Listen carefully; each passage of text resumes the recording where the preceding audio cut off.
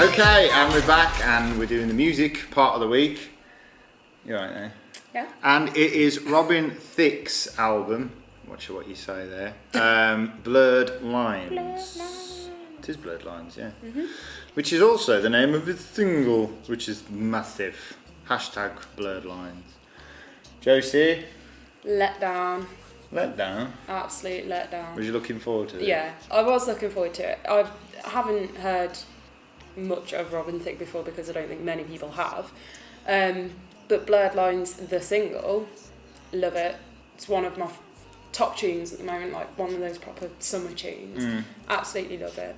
And then I was like, yeah, the album's going to be great as well. And it was just like a compilation of loads of different songs that sounded nothing like Blurred Lines. And there was no like defined genre or anything. It was just a bunch of stuff. A bunch of together. Stuff. John, do you agree? A bunch of stuff? I agree with there's no two tracks the same. Yeah. And I agree with there's a little bit of disappointment, but I also see a lot of good stuff in there as well. I like the fact that he's tried so many different things and he's got so many different kind of sounds on there. The only thing really that I think is a massive disappointment is that absolutely god-awful remix of Blurred Lines that's on there.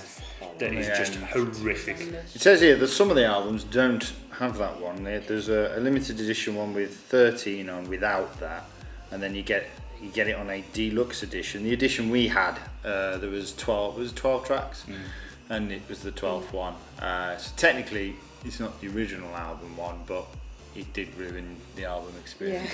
Yeah. Totally. I just couldn't help but think the amount of stuff that he's trying, and I've heard in reviews and interviews before that he said he wanted to try something different this time to see if he could finally break into the industry. And to me, it just feels like sell out. Well, if you're doing that many different types of music said that to try and get into his original stuff was all over kind of soul-ish type music, kind of very love song-esque, and what he's done is he wanted to make it a bit more poppy. So instead of I love you, it's now I want to put my dick in you. But it's not though, because he's got one where he's like, I want to hold hands and have a picnic in the park. Yeah, but that's generic crap. That's generic, and that's his original. That's his original one. That's his original sort of sound, and he must be his. So he's like, right, well, I'm going to write something. What should I write about? Well, it was his 6th album. This one. He's like, all my other ones are about running around the field, skipping over daisies, and then obviously, which is what I was going to say, is the whole album just feels like it's everybody else's album and not his. And it's got Timbaland on one side, which I actually listened to the second track and I went, that's just like a Timbaland track. And then it wasn't until I read up on it and it's actually got Timbaland is producing on there anyway. So he's producing, but he's got all these other people over his shoulder, including Pharrell Williams, good old Pro J, whoever that is, Dr. Luke, Circuit, and the other crew. And they're all prodding him in different ways for each track. And there's hardly any connection. The only connection there is they're all got no bollocks and they're screaming like little kids' voices. It's quite high Every pitched. song is so high pitched. If I was at school, right, and I was like, look, I'm going to do talent show, come and see my band, we're playing in the sports hall, right, and I was about 16, come and see my band, giving out flyers and that, and I got out of there and I started going, I'd have been kicked the living shit out of me. I would have had poo rubbed into my face. Honestly, wouldn't you? You know what I mean? But nowadays... I went to your school, so yeah. Well, yeah. Nowadays, well, he would have done it. Yeah. Nowadays, it's cool to sing like a big fanny. But... It sounded like... Not like I don't like it, but it just is. Every track is so... Who can get the highest? We said earlier, didn't we? It sounded like... Kind of like a 90s boy band, kind of like NSYNC. With like a soul-y kind of funk kind of vibe going on in the background. So you can see where, with his, like you said earlier about his older stuff being from like the soulier kind of side, you can see those influences in there. Yeah. But it just sounds like he's gone, right, okay, we've got these tracks. Yeah. Let's get some vocals over the top and let's make it sound like a boy band album. Yeah, take out the real kit and put in an 808. Take out this bass line and put in a synth bass line that Timbaland's got on his own personal collection. But it's just so obvious, like even to the point where the names of the songs, it's like one's like Give It To You and it's with a 2, number 2, and you, letter U. It's like, are we in the 90s again? Seriously, like make it urban. Urban? It's more like bourbon. Hashtag bourbon. There you go. I'm going to put that across like Robin Thicke does. Hashtag bourbon. It just felt very sort of generic. Pointless. But yeah, it was pointless. I think, I wanted to like it. I was kind of half and half. Sometimes I was like, yeah, this is a good track. And then it was kind of something like, I think we listened to it in the car, and I was like, oh, this one's alright. And then as soon as you go, oh, it's bloody shit. And then I'm like, yeah, actually, this is shit, right. isn't it? I couldn't defend it. I really wanted to, but I couldn't. Yeah, I think it's the lyrics and the lyrics and the way that the pitch that they're sung. It just ruins it because the dogs tracks, love it. If you've got a dog at home, put it on, get this album on, and they'll be sniffing everything. They'll be shagging the settee. It'll bump and grind everywhere. Dogs will to this. You know what I mean? The tracks are really good. The tracks in the background are really good. Good production. And then you've got some 90s boy band singing over the top. Yeah. No. Yeah. Harmonies and It does kind of ruin it, doesn't it? You can picture them in the studio with their eyes closed, one finger in the air, just going. Yeah.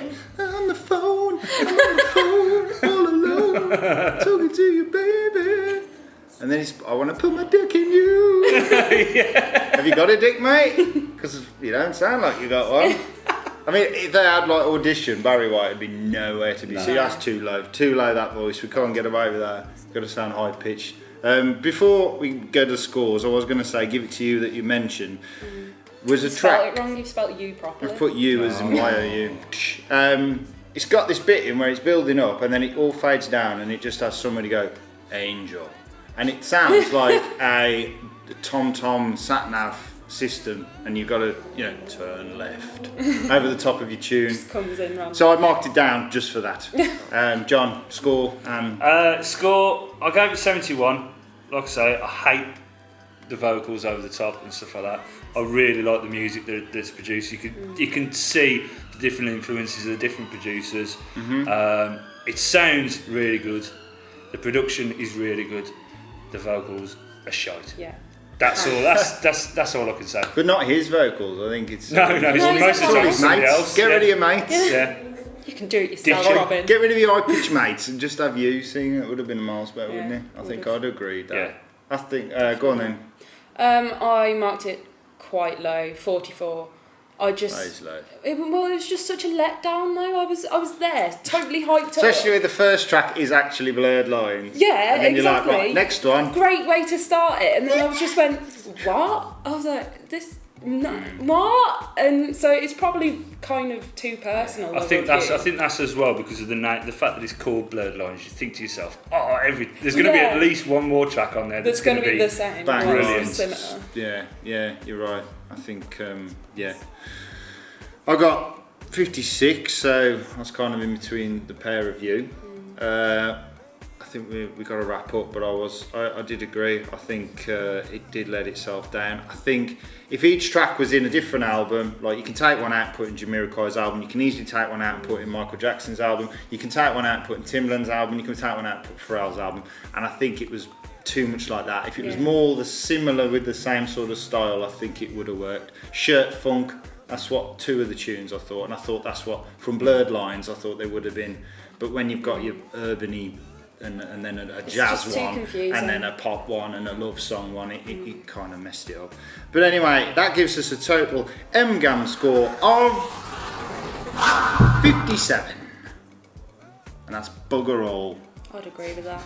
Well, I don't know. I'm still like that actually. I like Blurred Lines though. The first track's good, and it's got boobs in the video. Bye.